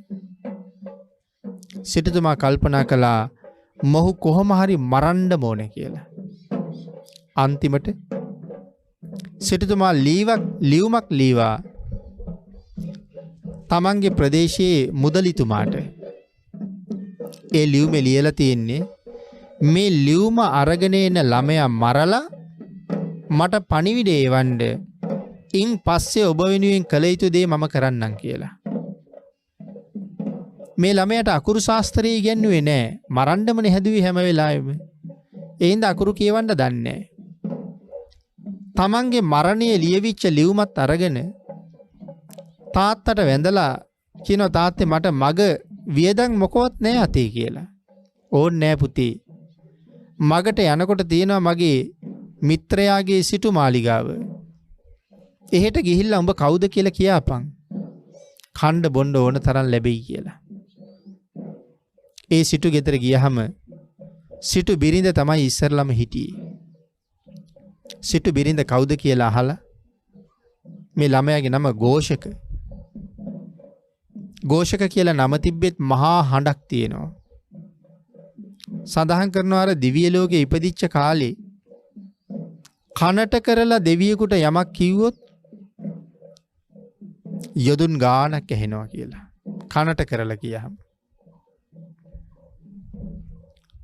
ප්‍රකෘති විදිහට කතා කිරුවොත් යොදුන් 10000ක් ඈතට ඒ හඬ පැතිරෙනවා කියලා. ඇයි මේ තරම් ලොකු හඬක්? පසේ බුදුරජාණන් වහන්සේ ආරක්ෂා කරන්න බුරපු නිසා මේ තරම් හඬක් ලැබිලා තියෙන්නේ. පින්නතුනි භාග්‍යතුන් වහන්සේගේ ධර්මයේ ශ්‍රවණය කර කර භාග්‍යතුන් වහන්සේගේ ගුණ මෙනෙහි කර කර සාදු සාදු කියලා හඬ නගන අයගේ කටින් මහනෙල් මල් සුවඳ හමනවා කියලා කියන්නේ. බුදුරජාණන් වහන්සේ වෙනුවෙන් සාදු කීවත් ඒකත් මහා ශ්‍රේෂ්ඨ පින්කමක්. ඉතින් මේ හඬ බොහොම ප්‍රබල නිසා ഘോഷක තමයි නම. තමන් ഘോഷක කියලා අර සිටු බිරිඳට කියහම ඇය බොහොම ආදරෙන් තමන්ගේ දරුවෙකුට වාගේ ඔහුට සැලකුවා. සිටු ගෙදරත් ඉන්නවා එක දුවක් අවුරුදු 16යි වයස. දැන් මේ දරුවටත් එච්චර වයසයි. ඒ දුව ඊටාම ලස්සන නිසා දුවගේ ආරක්ෂාවට නිතරම 16ක් ළඟ තියලා ඉන්නවා. ඒ 16 හදිස්සියෙම මේ මහල් 7ක මාලිගාවේ උඩ තට්ටුවෙන් බැහැලා සිටි දුවගේ උවමනාවකට කඩපිලට යන්නයි යන්නේ. ඒක දැකලා සිටු බිරිඳ සඳහන් කළා මේ දරුවට ඉඳගන්න පුටුවක් දීලා නිදාගන්න ඇඳක් හදලා පාද සෝදලා තෙල් ගාලා සම්බාහනය කරන්න කියලා. හුඟක් දුර පයින් ඇවිල්ලානේ. ඒ ඔක්කොමත් කරලා කඩපිලටත් ගිහිල්ලා සිටිදුව ගාවට යනකොට වෙලා ගියපු නිසා සිටිදුව බොහොම දොස් කීවා. ඒ වෙලාවේ 16 කාරණාව මුල ඉඳලා කීවා. ഘോഷක කියලා පිරිමි ළමෙක් ඇවිල්ලා ඉන්නවා. එයාට ඇඳක් හදලා පුටුවක් හදලා පාද දෝවණය කරලා තෙල් ගල්වලා යන්න කියලා සිටු දේවිය මට කීවා. ඒ ටික කරලා එනකොටයි වෙලා ගියේ මගේ වරදක් නෙමෙයි කියලා. පින්නතුනි අර ഘോഷක කියන නම ඇහෙනකොටම අර සිටු ගෙදර තරුණියගේ ඇඟ වෙවුලලා ගියා. ඇයට කතා කරගන්නත් බැරුව ගියා. ඇය නිශ්ශබ්ද වුණා. ඇය ටික වෙලාවක් එහෙමම ඉඳලා අර තරුණියගෙන් ඇහුවා නැත්නම් තමන්ගේ දාසියගෙන් අහනවා දැන් ඔහු කොතනද ඉන්නේ? අහවල් කාමරේ දැන් නිදි කියලා කීවා. සිටු දියණිය හැමෝටම හොරෙන් උඩින් බැහැලා ඇවිල්ලා මොකද ඇයට උඩින් බහින්න දෙන්නේ නැහැ ඒ තරම් ලස්සනයි. බැහැලා ඇවිල්ලා මේ ഘോഷක නිදාගෙන ඉන්න තැනට ගිහිල්ලා ඇය දැක්කා මේ ഘോഷකගේ ඇඳුමේ තියෙනවා ලිපියක්. ඒ ලියුම හිමීටම අරගෙන තමන්ගේ කුටියට ආපහු ගිහිල්ලා දොරවල් වහලා ලියුම බැලුවා. ලියුමේ ලියලා තියෙන්නේ මොහු මරන්න කියලා. ඇය කල්පනා කළා මෝඩයා. තමන්ගේ මරණ වරෙන්තු අතේ තියාගෙනයි මේ යන්නේ. ඇයි ඒක ඉරලා විසිකා. විසිකරලා ලියුමක් ලිව්වා මුදලිතුමනි. මේ ලියුම අරගෙන ඉන්නේ මගේ පුතා. මගේ පුතාට ওই ප්‍රදේශයෙන් මහල් 2ක නිවසක් හදලා දෙන්න. නිවස වටේට ආරක්ෂිත තාප්පයක් බඳින්න. මුරකාවල් වල මුරසෙබළු යොදන්න. අපේ අටුකොටු වලින් ධනෙ ගෙනල්ලා ගබඩා පුරවලා දෙන්න. අන්තිමට ප්‍රාදේශීය සිටුවරයාගේ දුවත් ඔහුට විවාහ කරලා දෙන්න. ඒ සියල්ලම කරලා මට පණිවිඩය එවන්න කියලා ඇය ලියුමක් ලියවා. ඒ ලියුම හිමීටම ගෙනහිල්ලා ඔහුගේ අර ඇඳුමේ ලිපිය තිබ්බ තැන රැඳෙව්වා. ඔහු ඒ ලිපිය ගෙනහිල්ලා මුදලිට දුන්නා. ලිපියට අනුව සියලු කටයුතු මුදලි කළා. විවාහෙත් ඉවර කරලා සිටු ගෙදරට පණිවිඩය එව්වා. සිටුවරයාට දරා ගන්න බැරි තරම් කේන්ති. මොහු මරන්න ක්‍රමයක් ඇත්තෙම නැහැ. අවස්ථා 7ක උත්සාහ කළා මරන්න. අවස්ථා 7ෙම මරණයෙන් බේරුණා. ඇයි අවස්ථා 7ෙම මරණයෙන් බේරෙන්නේ? පසේ බුදුරජාණන් වහන්සේට ආරක්ෂා සම්පත්තිය හදාපු පින නිසා. පින්නතුනි ඒ ධර්ම කාරණාව විස්තර කරන්න තව දීර්ඝයි. අන්තිමට සිටුවරයා මැරෙනවා. සිටුවරයාට උවමනාව තියෙන්නෙත් මගේ කිසිම ධනයක් මොහුට දෙන්න එපා කියලා. නමුත් සිටුවරයාට අවසාන වෙලාවේ වචන පැටලි නමුත් කියවෙන්නේ මගේ සියලු සම්පත් මොහුට දෙන්න කියලා. අර තරුණියට ഘോഷක කියන නම ඇහෙනකොටම මෙච්චර ලෙංගතුකමක් දෙනුනේ ඇයි? ඒ තරුණිය වෙන කවුරුවත් නෙමෙයි. මොහු එදා දුර්භික්ෂයෙන් බේරෙන්න කාලී නම් තමන්ගේ බිරිඳත් එක්ක ඇවිල්ලා ගෝපල්ලගේ ගෙදර කිරිබත් අනුභව කරලා මැරිච්ච කාලේ ඔහුගේ බිරිඳ වෙච්ච කාලි තමයි පසේ බුදුරජාණන් වහන්සේට දන් දීලා දෙව්ලොව ඉපදිලා දෙව්ලොවින් චුත වෙලා දැන් මේ ප්‍රාදේශීය සිටු ගෙදර දුව වෙලා ඉපදිලා ඉන්නේ. ආන්ගේ සාංශාරික බැඳීම තමයි නම ඇහෙනකොටම දැනුනේ. එතකොට දැන් මේ තරම් ආරක්ෂා සම්පත්තියක් සහිතව 7 වතාවක් මරණයෙන් බේරුනේ කවුරු වෙනුවෙන් අතවැසිකම කරපු නිසාද? පසේ බුදුරජාණන් වහන්සේ වෙනුවෙන් අතවැසිකම කරපු නිසා. පසේ බුදුරජාණන් වහන්සේට සේවය කරලා ඒ තරම් මහා කුසලයක් සසර පුරා භුක්ති විඳනං පින්නතුනි අපිට වඳින්න පුදන්න වත්පිළිවෙත් කරන්න පුද පූජා පවත්වන්න උපහාර දක්වන්න ලෞතුරා බුදුරජාණන් වහන්සේ ලැබිලා තියෙන්නේ. ලෞතුරා බුදුරජාණන් වහන්සේ උදෙසා මේ අපි විසින් සිද්ධ කරන පින්කම් වල ආනිසංස මෙච්චරක් මෙපමණක් කියලා සඳහන් කරලා ඉවර කරන්න බැහැ කියලා නිතර නිතර දේශනා කරන්නේ අන්න ඒ නිසා. අපේ පින්නතුන් ඊටාම ශ්‍රද්ධාවෙන් මේ පින්කම් ටික ඊයේ ඉඳලා සම්පූර්ණ කර ගනිමින් ශ්‍රද්ධාව පෙරදරි කරගත්තනම් කොයි තරම් කුසල් සම්භාරයක් මේ වෙනකොට අත්පත් කරගෙනද කියන කාරණාව හිතට දැනෙනකොට ඔබට ඇති වෙන්නේ මහත් සතුටක්. තමන්ගේ ජීවිතයට කරගත්ත ලොකු සාධාරණයක් තියෙන බව ඔබට වැටහෙනවා. ජීවිතයේ අන්තිම මොහොතේ නමුත් හිතලා සතුටු වෙන්න පුළුවන් උදාරතර පින්කමක් සම්පූර්ණ කරගෙන තියෙනවා. පින්නතුනි අපි මුලින් සඳහන් කළා ගාථා රත්නයක්. ඒ ගාථා රත්නේ අවසාන පද දෙකින් සිහිපත් කළා ඒවං ජාතේන මච්චේන කත්තබ්බං කුසලම් බහු. මල් කරුවෙක් මල් නෙලලා රැස් කරනවා වගේ මෙලව උපන් සත්වයා විසින් බොහෝසේ කුසල් රැස් කරගත යුතුයි. ඒවං ජාතේන මච්චේන උපන් සත්වයා විසින් කත්තබ්බං කුසලං බහු බොහෝසේ කුසල් කරගත යුතුයි. බොහෝසේ කුසල් කරගත යුතුයි කියලා සඳහන් කරනකොට පැහැදිලි කරනවා නොකල් අටෙන් මිදිලා උපන් සත්වයා කුසල් රැස් කරගන්න වාග්ය තියෙන කෙනෙක්. මොකක්ද මේ නොකල් අටෙන් මිදෙනවා කියන කාරණාව? පින්තුනි නොකල් අටෙන් මිදෙනවා කියලා කියන්නේ නරකයෙන් මිදෙන එකක්. යම් කෙනෙක් අපායේ ඉපදිලා නම් ඒ පුද්ගලයාට පින් කරන්න අවස්ථාව ලැබෙන්නේ නැහැනේ පින්නතුනි. නිරයේ උප්පත්තිය ලැබුවොත් එක දිගටම දුක් විඳින්න තමයි තියෙන්නේ. පින් කරන්න අවස්ථාවක් නැහැ. තියා හිතන්නවත් මොහොතක් නැති තරම් එක දිගටම නිමක් නැතුව දුක් විඳින්න තියෙනවා. නිරය ඒ තරම්ම භයානකයි. තිරිසන් ලෝකේ ඉපදිලා පින් කරන්න අවස්ථාවක් තියෙනවද? තිරිසන් ලෝකේ ඉපදිලා පින් කරන්න අවස්ථාවකුත් නැහැ. പ്രേත ලෝකේ ඉපදිලා පින් කරන්න අවස්ථාවකුත් නැහැ. අසුරෙක් වෙලා ඉපදිලා පින් කරන්න අවස්ථාවකුත් නැහැ.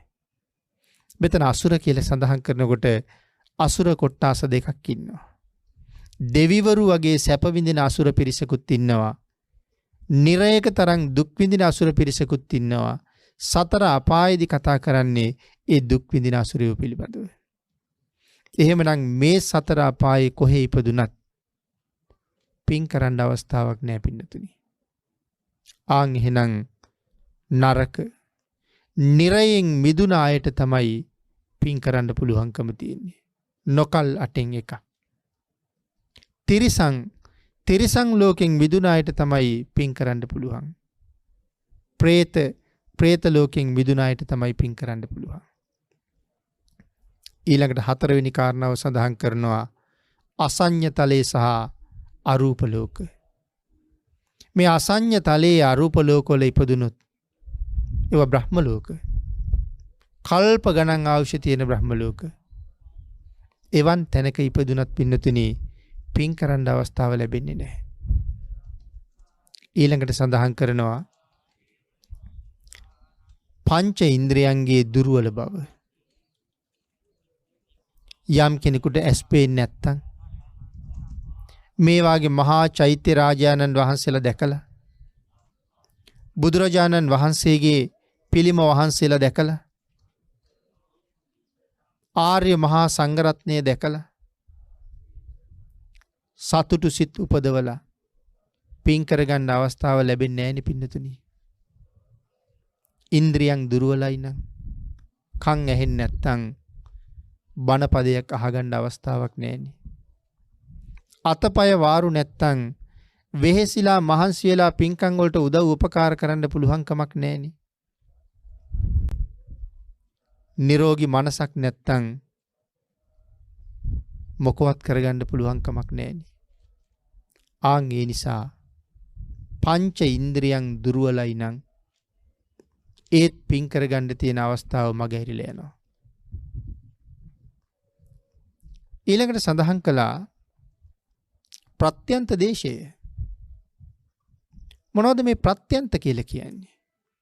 ප්‍රත්‍යන්ත දේශයේ ඉපදිච්ච කෙනාට පින් කරන්න ලැබෙන්නේ නැහැ.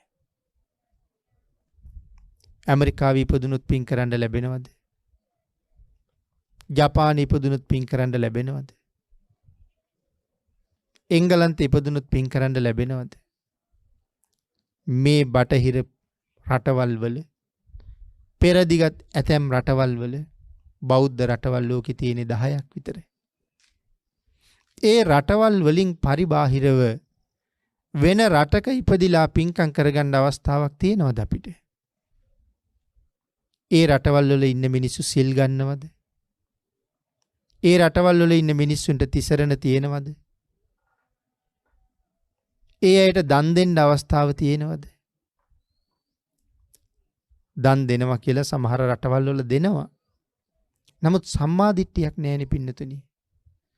ඔය අතර තවත් රටවල් තියෙනවා යාචකයෙකුටවත් කැම ටිකක් දෙන්න දෙන්නේ නැහැ. සමහර රටවල් තියෙනවා යාචකයන්ටවත් කැම දෙන්න බෑ. හේතුව තමයි යාචකයෙකුට කවුරු හරි කැම දීලා මොන හේතුවකින් නිසා හෝ ඒ යාචකයා මැරුණොත් කෑම දුන්න පුද්ගලයා සම්පූර්ණයෙන් ඒ මරණයට වග කියන්න ඕනේ. ඒක තමයි නීතිය. ආන් ඒ නිසා කොච්චර බඩගින්න ඉන්නවා දැක්කත් කෑම වේලක් දෙන්නවත් යෙදෙන්නේ නැහැ. ඒක දෙපිරිසනගේම අවාසනාව. අර පුද්ගලයාට ආහාරය ලබන්න වාසනාවක් නැහැ. අපේ දක්ඛින විභංග සූත්‍රයේ දේශනා කොට වදාලා දුස්සීල මිනිහෙකුට නමුත් කෑම වේලක් දුන්නොත් අනාගත ජීවිත දහසක් බඩගින්න ඉඳ සිද්ධ වෙන්නේ නැහැ කියලා. ඒ රටවල් වල අයට ඒ අවස්ථාවවත් ලබන්න තරම් වාසනාවකුත් නැහැ. ප්‍රත්‍යන්තයේ ඉපදිලා පින් කරන්න අවස්ථාව ලැබෙන්නේ නැහැ. ඒ රටවල් විතරක් නෙමෙයි පින්නතිනි ප්‍රත්‍යන්ත කියලා කියන්නේ. අපේ රටෙත් ප්‍රත්‍යන්ත තියෙනවා. හිතලා බලන්නකෝ යාපනයේ වාගේ. පන්සලක් දකින්නේ නැහැ. හාමුදුරු කෙනෙක් දකින්නේ නැහැ. බණක් දහමක් අහන්න නැහැ. සම්මා දිට්ඨිකව පින්කම් කරන්න විදිහක් නැහැ. එහෙම ප්‍රදේශ මේ රට ඇතුළෙත් කොච්චර තියෙනවද? එන්න රට ඇතුළෙත් ප්‍රත්‍යන්ත තියෙනවා. එතකොට තවත් අපිට හිතන්න පුළුවන් අපි කොයිතරම් වාසනාවන්තද මේ රට ඇතුළෙත් එවන් ප්‍රත්‍යන්තයක උපදින්නේ නැතුව මේ වගේ පින්කම් කරන්න පුළුවන් ශ්‍රද්ධාව උපදවන්න පුළුවන් ප්‍රදේශවල උප්පත්තිය ලබන්නත් අපි විශේෂ පින්කම් කරලා තිබිලා තියෙනවා. ඊළඟට සඳහන් කරනවා පින්නතුනි අබුද්ධෝත්පාද කාලයේ බුද්ධෝත්පාදයක් නොවෙනවා නම් ඒත් අපිට පින්කම් කරන්න අවස්ථාව නැහැනේ පින්නතුනි. අබුද්ධෝත්පාද කාලවල පින්කම් කරන්න විදිහක් නැහැ. ඇයි ධර්මයක් දන්නේ නැහැ. පින පිළිබඳව අවබෝධයක් නැහැ. තිසරණයක් දන්නේ නැහැ. සත්පුරුෂයෝ මුණ ගැහෙන්නේ නැහැ. ඉතින් ඒ නිසා සත්තු ජීවත් වෙනවා වගේ ජීවත් වෙලා මැරිලා සතර අපායේ පුරෝණ එක තමයි කරන්නේ. අබුද්ධෝත්පාද කාලවල අපි කොච්චරනම් ඉපදෙන්නේ නැද්ද? එවන් කාලවල පව් කරලා අපි කී පාරක් නම් නිරේ උපදින්නේ නැද්ද? නිවන් දකින්නතුරු අනාගතෙත් අබුද්ධෝත්පාද කාලවල ඉපදෙන්න අපිට කොයිතරම් සිද්ධ වෙයිද? පින්නතුනි, මේ වාගේ මහ පිංකම් කරන වෙලාවට විශේෂයෙන් ප්‍රාර්ථනා කරන්න ඕනේ. අබුද්ධෝත්පාද කාලයක ඉපදුනත් නිර්මල තිසරණේ වැටහේවා කියලා. අබුද්ධෝත්පාද කාලයක ඉපදුනත් සම්මා දිට්ඨිය පහළ වේවා කියලා. අබුද්ධෝත්පාද කාලයක ඉපදුනත් පින පව මනවින් අවබෝධ වේවා කියලා. අබුද්ධෝත්පාද කාලවලත් එහෙම පින් පව් වැටහෙන අය ඉන්නවා. ඒ මහ බෝසත්වරු වාගේ අය. පසේ බෝසත්වරු වාගේ අය. උන්වහන්සේලාට පින් පව් මොනවද කියලා වැටහෙනවා. ඒ කාලවලත් එවන් උත්තම බෝසතාණන් වහන්සේලා ඇසුරු කරන අය පවෙන් වැළකීලා කුසලෙහිම පිහිටනවා. මහ බෝසත්වරු තිරිසන් ආත්මවල ඉපදුනත් තමන් ඇසුරු කරන සත්ව ප්‍රජාව පවා අකුසලයෙන් මුදවනවා. තමන් තිරිසන් භවයක ඉපදිලා නමුත් මිනිස්සුන්ට පවා ධර්ම දේශනා කරනවා. තුන්ඩිල ජාතකයේ එහෙම ඔබට මතක ඇති. තවත් ඒ වාගේ ජාතක පාළියේ කාරණා බොහොම සඳහන් කරනවා. තිරිසන් ආත්මවල ඉපදිලත් මිනිස්සු සුගතියට යොමු කරපු තැන්. ඒ නිසා අපි ප්‍රාර්ථනා කරන්න ඕනේ පින්නතුනි. මේ සංසාරේ ප්‍රාර්ථනාවක් උවමනාමයි මේ ගමන යන්න. ඒ නිසා අබුද්ධෝත්පාද කාලයක ඉපදුනත් නිර්මල ධර්මය තිසරණය හැම කල්හිම වැටහේවා කියන ප්‍රාර්ථනාව ඊටාම වටිනවා. අබුද්ධෝත්පාද කාලයක එහෙම නුනොත් සතර අපායටම මග හැදෙනවා. අවසාන කාරණාව තමයි මිත්‍යා දෘෂ්ටිය. දරුණුයි හරි භයානකයි මිත්‍යා දෘෂ්ටිය. මේ ලෝකේ මහා අකුසල් 6ක් තියෙනවා. ඒ 6න් 5ක් ආනන්තරීය පාප කර්ම. අනිත් එක තමයි මිත්‍යා දෘෂ්ටිය. ආනන්තරීය පාප කර්ම වලටත් වඩා භයානකයි පින්නතෙනි මිත්‍යා දෘෂ්ටිය. කල්පය විනාශ වෙන කාලයක් වෙච්චහම ආනන්තරීය කර්ම කරලා මොනවද මේ ආනන්තරීය කර්ම කියලා කියන්නේ? ඇයි මේවට ආනන්තරීයයි කියලා කියන්නේ? අන්තරීයයි කියලා කියන්නේ අතරක් නෑ කියන එක. න අන්තරීය ආනන්තරීය අතරක් නෑ.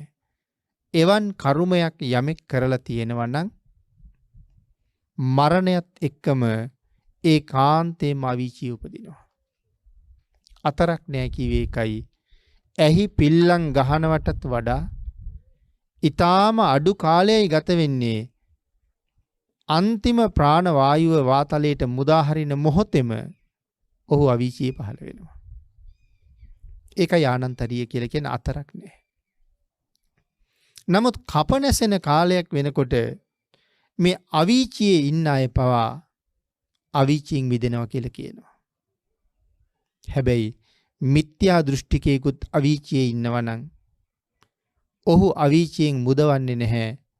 කල්ප විනාශයෙන් විනාශ නොවන වෙනත් සක්වලක අවීචියකට කර්මය විසින් මාරු කරනවා කියලා කියන්නේ. ඒ තරම්ම භයානකයි මිත්‍යා දෘෂ්ටික කර්මය. මොනවද මිත්‍යා දෘෂ්ටි කියලා කියන්නේ? සම්මා දිට්ඨියට ප්‍රතිවිරුද්ධයි නම් යමක් ඒ හැම දෙයක්ම මිත්‍යා දෘෂ්ටිය. භාග්‍යතුන් වහන්සේ දේශනා කරපු දේශනාවට ප්‍රතිවිරුද්ධයි නම් මේ ලෝකේ තියෙන යමක් ඒ ප්‍රතිවිරුද්ධ දේවල් මිත්‍යා දෘෂ්ටි. එහෙමනම් මේ කාල 8 තමයි නොකල් 8 කියලා සඳහන් කළේ. නොකල් 8න් මිදුන සත්වයාට බොහෝ කුසල් රැස් කරන්න පුළුවන්. එහෙමනම් පින්නතුනි ඔබ අපි හැමෝම නොකල් 8න් මිදිලා ඉන්නේ. එක දිගට පින් කරගන්න කාලයකුයි මේ ලැබිලා තියෙන්නේ. ඒ කාලය අතපසු කරගන්නේ නැතුව ප්‍රමාද වෙන්නේ නැතුව කාලේ නිකරුණේ නාස්ති කරන්නේ නැතුව වහ කුසල් රැස් කරන්න ඕනේ. අපි මුලින්ම සිහිපත් කළා වගේ තිසරණේ පිරිසිදු කරගෙන පංචශීලය ආරක්ෂා කරගෙන බොහෝ සේපින් රැස් කරන්න ඕනේ. මනුස්ස ජීවිතේ ශ්‍රේෂ්ඨයි කියන්නේ කරුණු ටිකක් අපි මුලින් සාකච්ඡා කළා. මනුස්ස ජීවිතය සතර අපායට යන අතරමඟ එක නවාතනක් කියලා අපි මතක් කළා. අපේ නිවස පිළිබඳවත් කරුණු ටිකක් කියලා අපි ධර්ම දේශනාව ඉවර කරමු. මේ මනුස්ස ජීවිතයේ අපේ පවුල හරියට හතරමං හන්දියක් වගේ. අම්මා ඉන්නවා, තාත්තා ඉන්නවා. සමහරට දරුවෝ දෙන්නෙක්, 3 දෙනෙක්, 5 දෙනෙක්. ඔහොම පිරිසක් ඉන්න පුළුවන් ගෙදර. දරුවෝ 5 දෙනෙක් ඉන්නවා නම් අම්මයි තාත්තයි ඒ ගෙදර සමාජිකයෝ 7 දෙනෙක් ඉන්නවා. මේ ගෙදර කියලා කිව්වේ හතරමං හන්දියක්.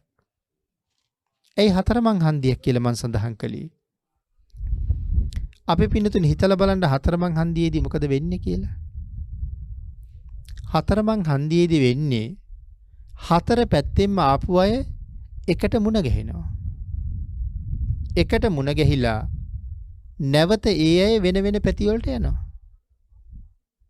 උතුරෙන් ආපු කෙනා බටහිරට යනවා. දකුණෙන් ආපු කෙනා පෙරදිගට යනවා. හතරමං හන්දියේදී මුණ ගැහිලා අපි වෙන වෙන පැති වලට වෙන් වෙනවා. ආන් ඒ වගේ තමයි අපේ අම්මා කොහෙන් ආවද කියලා අපි දන්නේ. අපේ තාත්තා කොහේ ඉඳලා දාවේ කියලා දන්නේ නැහැ. නමුත් ඒ දෙන්න එකට මුණ ගැහිලා. අපි දන්නේ නැහැ අපේ අයියා, අපේ අක්කා, අපේ නංගි, මල්ලි මේගොල්ලෝ කොහේ ඉඳලාද මේ ගෙදරට ආවේ කියලා. එක දිහාවල් වල ඉඳලා ඇවිල්ලා මේ ගෙදරදී අපි ඔක්කොම මුණ ගැහිලා. මේ ගෙදරදී මුණ ගැහිච්ච අපි ටික කාලෙකින් මේ ගෙදරින් පිට වෙලා යනවා. අම්මට තාත්තට කලින් දරුවෝ යන්න පුළුවන්. නමුත් දැන් කොහාටද යන්නේ? 7 දෙනා 7 පැත්තකට යන්න පුළුවන්.